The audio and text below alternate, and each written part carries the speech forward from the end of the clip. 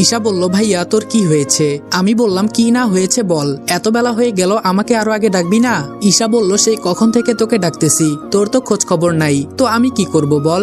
আমি বললাম, ধুর, এখন ম্যামকে কি বলবো, আগে তাড়াতাড়ি রেডি হয়ে দৌড় দেই। ঈশা বলল, ভাইয়া শুন। আমি বললাম, আবার কি হয়েছে? ঈশা বলল, ভাইয়া আজকে তো শুক্রবার। আমি বললাম, কি? ঈশা বলল, এজন্য তো তোরে সকাল সকাল ডাকি নাই। আমি বললাম, আজকে যে শুক্রবার, আমাকে আগে বলবি না? আরো একটু ঘুমাইতাম। এখন যা, মার কাজে সাহায্য কর। ঈশা বলল, আমার বইয়েই গেছে কাজ করতে।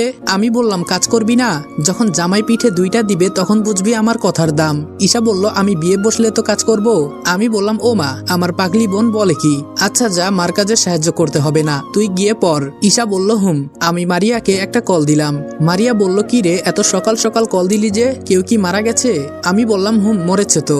মারিয়া বলল, তা কে মরেছে স্যার? আমি বললাম, মারিয়া নামের এক মেয়ে মারা গেছে। মারিয়া বলল, ফাজলামো করিস আমার সাথে? আমি বললাম, তো কি বলবো শালি?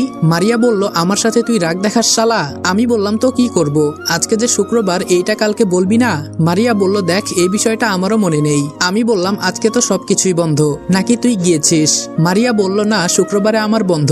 আমি বললাম, তাহলে তো আমারও বন্ধ, আমিও যাব না। মারিয়া বলল, তোর কথা আমি বলতে পারবো না। আমি বললাম, তোরে একবার সামনে পাই, পরে দেখিস কি করি। এখন ম্যামের নাম্বারটা দে, তোর সাথে কথা বলে কিচ্ছু হবে না। মারিয়া বলল, নম্বরটা তো দেওয়া যাবে না তোকে। আমি বললাম, বোন, তোর দুইটা পায়ে পড়ি, এত কথা তোর সাথে আমি বলতে পারবো না, আগে তুই ফোন নাম্বারটা দে। মারিয়া বলল, দিতেছি, আর সাবধান, এটা কিন্তু ম্যামের পার্সোনাল নাম্বার, তুই আবার কাউকে দিস না। আমি বললাম, মেয়েদের মাথায় যে এত বুদ্ধি থাকতে পারে তা তো আমি আগে জানতাম না। মারিয়া বলল, তোর কি মনে হয় আমার মাথায় কিছুই নেই? আমি বললাম, তুই কিভাবে জানোস? মারিয়া বলল, আমার কিন্তু এখন অনেক রাগ উঠতেছে। আমি বললাম, ভালো তো, রাগ উঠলে গিলে ফেল, তাহলে রাগ কমে যাবে। মারিয়া বলল, কুকুরের লেজ কখনো সোজা হতে দেখেছিস? আমি বললাম, এটা ঠিকই বলেছিস, তোর লেজ কখনো সোজা হবে না। মারিয়ার ওখান থেকে কি জানি একটা শব্দ হলো, মনে হলো যেন দাঁত কিরমির করছে রাগে। আমি বললাম, কি রে মারিয়া, তুই কি পেটের খিদায় দাঁত ভেঙে খেয়ে ফেলছিস? মারিয়া বলল, তুই কালকে অফিসে যাস, দেখিস তোরে আমি কি করি। এই বলে মারিয়া আর কোনো কথা বলে নাই, ফোনটা সরাসরি কেটে দিল।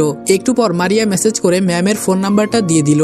ম্যাডামের নাম্বারটা তুলে প্রথমে একটা কল দিলাম, কিন্তু ধরলো না। বুঝলাম রং নাম্বার দেখে ধরে নাই, তাই একটা মেসেজ করে বললাম, ম্যাম আমি রনি। পরে কল দিতেই কলটা ধরলো। আমি বললাম, আসসালামু আলাইকুম ম্যাম। তিশা ম্যাম বলল, ওয়ালাইকুম আসসালাম। আমি বললাম, ভালো আছেন ম্যাম? তিশা ম্যাম বলল, ভালো, তুমি কেমন আছো? আমি বললাম,